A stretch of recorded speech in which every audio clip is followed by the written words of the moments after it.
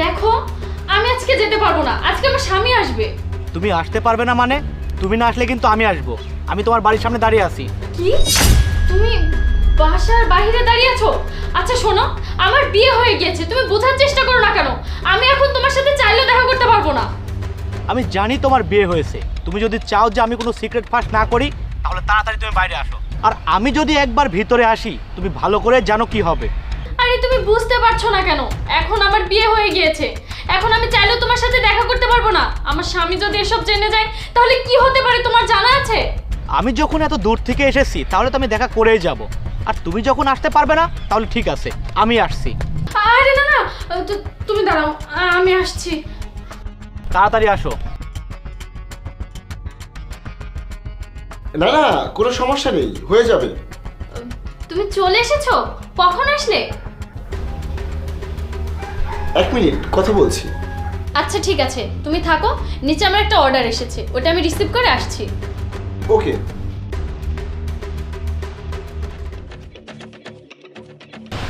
অবশেষে তুমি এলে। আজকে দিনটাই শুভ হয়ে গেল। আজকে তোমাকে অনেক সুন্দর লাগছে। এই নাও, এটা তোমার জন্য। তোমার গিফট আমি নেব না, তুমি এখানে কেন এসেছো সেটা বলো। তোমাকে খুব দেখতে ইচ্ছে করছিল, এই জন্য চলে এসেছি।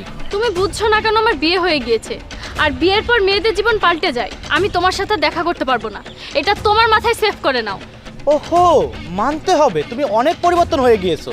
কয়দিনের জন্য আমি গায়েব হয়ে গেলাম আর তুমি বিয়ে করে নিলে। হ্যাঁ, অ্যারেঞ্জ ম্যারেজ, পরিবার থেকে ঠিক করেছে, তখন আমি কিভাবে না বলবো? আর আমি যে তোমাকে এত ভালোবাসি তার কি হবে? ভালোবাসতে? কিন্তু আমি তো তোমার প্রপোজ কখনো অ্যাকসেপ্ট করিনি, আমি তো তোমাকে রিজেক্ট করে দিয়েছিলাম তাহলে। আর আমাদের মধ্যে তো তেমন কোনো সম্পর্কও ছিল না। তাই নাকি? তাহলে তুমি আমার থেকে টাকা নিয়েছিলে কেন? টাকা? 1.5 লাখ টাকা নিয়েছিলে, ভুলে গেছো নাকি? ওইটা তো আমার বাবার চিকিৎসার জন্য নিয়েছিলাম, আর ওইটা নিয়েছিলাম তোমাকে আমার বন্ধু ভেবে। তোমার কি মনে হয় আমি এতটাই ভালো যে আমার বন্ধুর জন্য এত টাকা খরচ করব? আমি ভালোবাসতাম তাই দিয়েছিলাম। আর যেখানে ভালোবাসা নেই সেখানে শুধু শুধু টাকা দিয়ে কেন নিজের লস করব? আমি এক্ষুনি আমার 1.5 লাখ টাকা ফেরত চাই, তাও এক্ষুনি। ঘৃণা লাগে আমার তোমার চিন্তা ভাবনা। আমি যদি আগে জানতাম তাহলে তোমার এই টাকা আমি কখনোই নিতাম না। এখন তো জেনেছো তাই না? তাহলে যাও, তাড়াতাড়ি আমার টাকা নিয়ে এসো। এত তাড়াতাড়ি এতগুলো টাকা আমি কিভাবে নিয়ে আসবো? শোনো, আমি তোমার টাকা পরিশোধ করে দিব, তুমি শুধু আমাকে কিছুদিনের সময় দাও। তুমি অনেক আগে থেকেই আমার অনেক সময় নষ্ট করেছো। তোমাকে দেওয়ার মতো আর আমার কাছে কোনো সময় নেই। যাও, এক্ষুনি আমার টাকা নিয়ে এসো। দেখো, 1.5 লাখ টাকা ম্যানেজ করতে তো একটু সময় লাগে। আমি তোমাকে কথা দিচ্ছি, আমি তোমার সব টাকা পরিশোধ করে দিব। আচ্ছা তুমি কি চাও বলো? তুমি টাকা দেবে নাকি আমি তোমার স্বামীর সামনে তোমাকে সিনক্রেট করব? এতগুলো টাকা আমি এখন কোথায় পাবো? একটু বোঝার চেষ্টা তো করো তুমি। সত্যি বলতে আমি তোমার থেকে টাকা নিতাম না। তোমাকে আমি ভালোবাসতাম, তোমাকে আমি বিয়ে করতাম, তাহলে তো তোমার সব দায়িত্ব আমিই নিতাম। এই জন্য তোমাকে আমি টাকাগুলো দিয়েছিলাম। কিন্তু তুমি তো এখন অন্যজনকে বিয়ে করেছো, তাহলে তো আমি আর আমার 1 টাকাও ছাড়বো না। আর আমি অনেক দূর থেকে এসেছি, আমি বারবার আসতে পারবো না। আমার টাকা এক্ষুনি লাগবে। আমি তোমার সব টাকা দিয়ে দেব, কিন্তু একটা কথা মনে রাখবে, তোমার জন্য আমার মনে কোনো ফিলিংস ছিল না, আর কখন আসবেও না। কারণ আমি আমার হাজব্যান্ডকে অনেক ভালোবাসি, আর সারা জীবন আমি ওকে ভালোবেসে যাব। শোনো, আমাকে 2-1 দিন সময় দাও। ঠিক আছে, তোমাকে তো আমি একদিন হলেও ভালোবাসতাম তাই না? তোমাকে আমি 1 দিনের সময় দিলাম। পেয়ে যাবে তোমার টাকা। আজকের পর থেকে তুমি টেক্সট বা আমাকে কল দিবে না। আচ্ছা, গিফটটা তো নিয়ে যাও। ডিসকাস্টিং।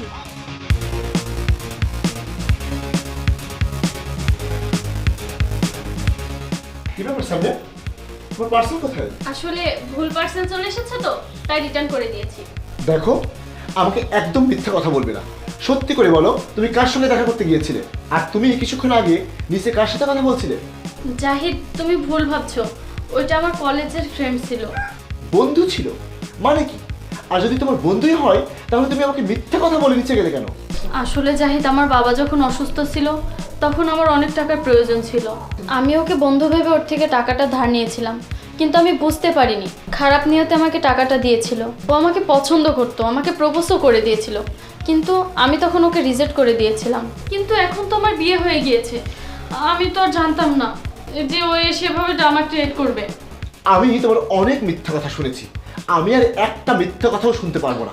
তাড়াতাড়ি নিজের ব্যাগপত্র গুছিয়ে এখান থেকে চলে যাও। এসব কি বলছো জাহিদ? আমি নিজের চোখে দেখে এসেছি, আমি নিজের চোখকে তো আর অবিশ্বাস করতে পারি না, তাই না? জানি না তোমাদের মাঝখানে এই চক্কর কতদিন ধরে চলছে। শোনো, তুমি এক্ষুনি আমার বাসা থেকে চলে যাও। জাহিদ, আমি কোথায় যাব বলো তো? আমি বললাম না, জিনিসপত্র নিয়ে বেরিয়ে যাও। যাও।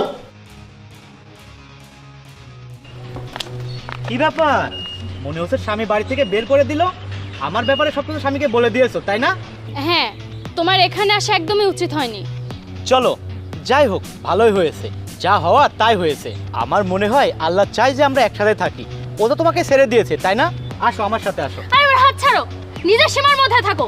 কি ভেবেছো জাহিদ আমাকে বাসা থেকে বের করে দিয়েছে বলে আমি তোমার সাথে চলে যাব? আমি জাহিদকে ভালোবাসি। জাহিদ আমাকে যত বাসা থেকে বের করে দিক না কেন, সারা জীবন ওর জন্য ভালোবাসা থাকবে আমার মনে। এখন তোমার কাছে থাকার জায়গাটুকুও নেই, তুমি আমার সাথে চলো, আমি তোমাকে রাখবো। আরে হাত ছাড়ো আমার, হাত ছাড়ো। এই তোর সাহস কিভাবে হলো স্বামীর গায়ে হাত দেওয়ার? ওহো, তোমার স্বামী চলে এসেছে দেখছি। তাহলে এটা তোমার স্বামী? হ্যাঁ, আমি ওর স্বামী। দেখ, তোর বইয়ের কি হলো কি না হলো ওটা আমি জানি না। আমি তোর বইয়ের থেকে 1.5 লাখ টাকা পাই। ও আমার থেকে 1.5 লাখ টাকা নিয়েছিল, সেই টাকাটা আমি এখন চাই। টাকাটা দিতে পারলে দে, আর না হলে এখান থেকে কেটে পড়। এই নে, এখানে 2 লাখ টাকা আছে। 1.5 লাখ টাকা তোর, আর 50,000 টাকা তোর সুদের টাকা। আর আজকের পর থেকে তোকে যদি কখনো এখানে দেখি না, তোর জন্য ভালো হবে না। তাড়াতাড়ি এখান থেকে কেটে পড়। আর এমনিতেও এর সাথে দেখা করার আমার আর কোনো শখ নেই। ও এখন অন্য কারোর হয়ে গিয়েছে।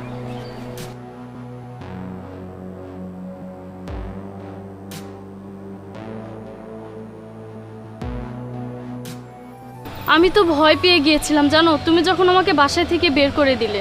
আমি শুধু একটা জিনিস দেখার জন্য তোমাকে বাসা থেকে বের করে দিয়েছিলাম, আর সেটা হলো আমি তোমাকে বাসা থেকে বের করে দিলে তুমি ওই ছেলের সাথে চলে যাও কিনা সেটা। ওর সাথে যাওয়ার চেয়ে আমার মরে যাওয়া ভালো। আমি তোমাকে ভালোবাসি, আমি তোমাকে ভালোবেসে বিয়ে করেছি। হ্যাঁ, আমি সব কথাই শুনেছি, আর শুনে আমার অনেক ভালো লেগেছে যে তুমি আমাকে অনেক ভালোবাসো। আর আমি বুঝতেও পেরেছি ওই ছেলেটা সুবিধা নেওয়ার জন্য তোমাকে টাকাগুলো দিয়েছিল। আজকাল এরকম অনেক ছেলে আছে। আমি যদি জানতাম এসবের জন্য আমাকে হেল্প করেছে, তাহলে আমি কখনো ওর থেকে টাকাটা নিতাম না। তুমি আমাকে ক্ষমা করে দিও প্লিজ। আচ্ছা ঠিক আছে, চলো এখন বাড়িতে চলো, আসো।